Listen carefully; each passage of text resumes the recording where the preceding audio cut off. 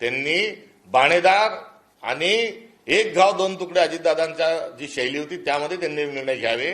विरोधी पक्ष या नात्यानं आम्ही केलेली जी टीका आहे ती टीका सकारात्मक पद्धतीने त्यांनी घ्यावी ही त्यांच्याकडून असणारी आमची अपेक्षा आहे.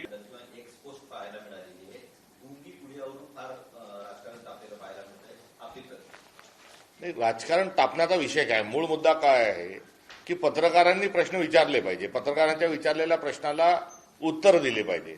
पत्रकारांनी तर विचारलेच पाहिजे, मात्र नागरिक विचारत असेल तर त्याची उत्तर दिली पाहिजे. आपल्यावर जर आरोप होत असतील समाजकारणात, राजकारणात, सार्वजनिक जीवनात त्याची देखील उत्तरे दिल्या गेली पाहिजे.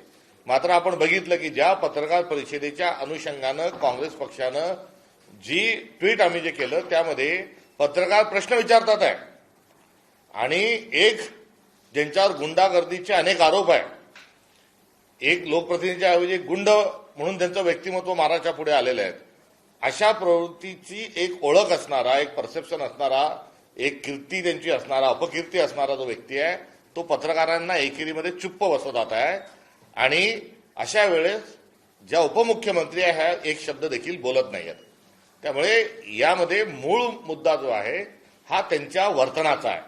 जर उपमुख्यमंत्री पदावरची व्यक्ती जर पत्रकारांचे प्रश्न घेत नाही आणि उपमुख्यमंत्री पदावरील व्यक्ती एक आमदाराला ज्यांच्या प्रतिमेच्या अनुषंगाने आधीच सांगितलं त्यांना त्यांच्याकरवी पत्रकारांना चूप बसवतात, हे लोकशाहीला आणि एकंदरीत समाज जीवनाला अशोभनीय आहे. अशा वेळेस हाताची घडी तोंडावर बोट ठेवणं म्हणजे चूप बसणं आणि तशी भूमिका ही त्यांनी त्या ठिकाणी निभावल्याच्या अनुषंगानं गुंगी गुडिया हा शब्दप्रयोग त्या ठिकाणी केलेला आहे. गुंगी गुडिया ही शिवे आहे का, गुंगी गुडिया हा अपशब्द आहे का, गुंगी गुडिया हा काही अनपार्लमेंटरी विषय आहे का, नाही, हे एक वर्णन आहे. आणि ते वर्णन जसं तो शब्द आहे अगदी तशाच स्वरूपामध्ये हा उपमुख्यमंत्री यांच्यावर तो अत्यंत व्यवस्थित पद्धतीने बसलाय. ते अनेक विषयावर बोलत नाहीत. अजितदादा पवार यांचा झालेला अपघात, त्या अपघाताची चौकशी का होत नाही त्यावर त्या बोलत नाहीत. या अपघातामध्ये गुन्हा अद्यापर्यंत का दाखल झाला नाही त्यावर त्या बोलत नाहीत. यासोबतच अर्थखातं त्यांना अद्यापर्यंत मिळालं नाही त्यावर त्या कुठेतरी बोलत नाहीत. आणि भारतीय जनता पक्ष त्यांच्या अधिकाराचं फार मोठ्या प्रमाणावर त्यांच्या पक्षाचं आणि त्यांच्या पक्षातल्या लोकांचा अधिकारावर गदा आणत आहे तेव्हाही त्या काही त्याच्यावर बोलत नाही.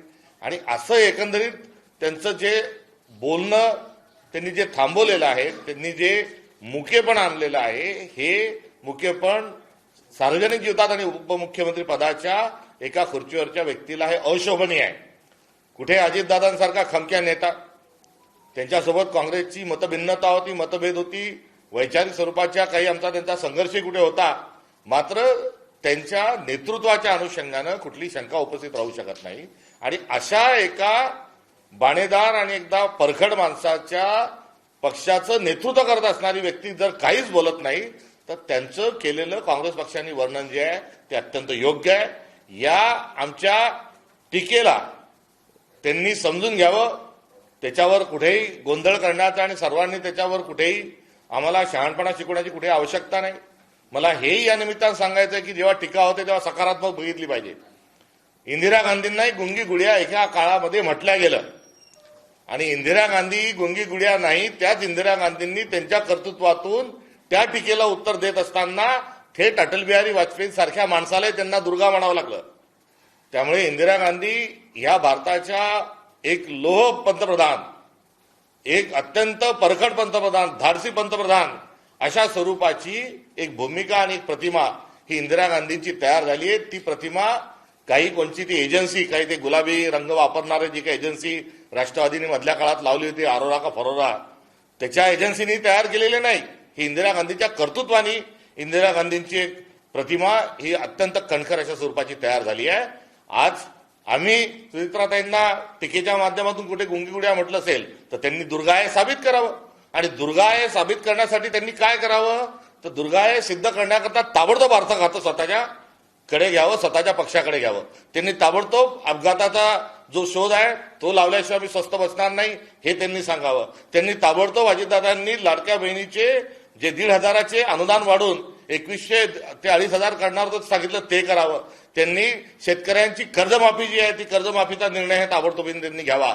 त्यांनी स्मार्ट मीटर जे आहे त्या स्मार्ट मीटरचा निर्णय रद्द करावा, त्याची त्यांनी होळी करावी. आणि जर त्यांनी हे केलं तर आमचे आरोप जे आहेत ते आरोप चुकीचे ठरतील आणि त्यांना दुर्गा हा महाराष्ट्र म्हटल्याशिवाय राहणार नाही. मात्र आता स्थिती अशी आहे की त्या गुंगी गुड्या तर आहेतच आहेत.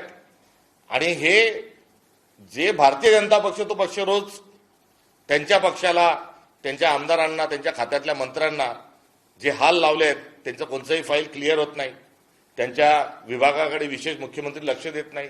त्यामुळे आता कुठेतरी राष्ट्रवादी जो अजित पवार पक्षाचा, पवार साहेबांचा जो पक्ष होता, हा मोदीच्या, अमित शहाच्या ताटाखालचं मांजर झालंय का, अशा प्रकारे आज एक संशयाची स्थिती ही त्यांच्या पक्षाच्या संदर्भात निर्माण झाली आहे. आणि आता थेट निवडणूक आयोगाने आता पक्षाच्या राष्ट्रीय अध्यक्षा नात्यानं उपमुख्यमंत्री महोदयांना त्यांना पत्र लिहिलं आहे आणि सांगितलंय की तुम्ही आणि तुमचे 2 मुलं तुम्ही हे पक्षामध्ये येण्याच्या संदर्भात आणि खजानजीपासून सगळे अधिकार तुमच्याकडे घेत असताना तुम्ही हे जे निर्णय घेतलेले आहेत हे तुमच्या पक्षाच्या घटनेला अनुरूप नाहीत. आणि या प्रश्नाचं देखील उत्तर अद्यापपर्यंत त्यांनी दिलेलं नाही. त्यामुळे राजकीय पातळीवर कुठेतरी, माफ करा, नैतिक पातळीवर आणि निवडणूक आयोगाने विचारलेल्या प्रश्नावर जर त्या काहीच बोलत नाही तर गुंडी गुडिया हा त्यांच्यावर केलेला आमच्या पक्षाने जो आरोप आहे तो योग्य आहे.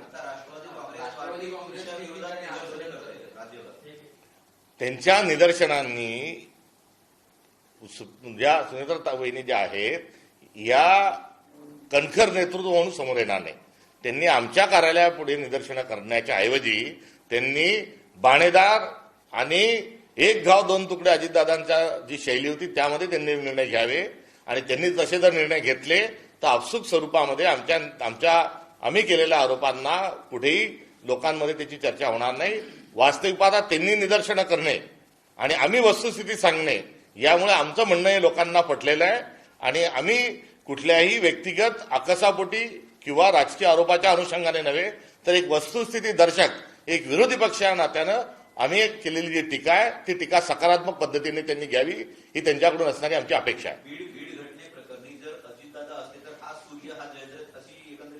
अर्थातच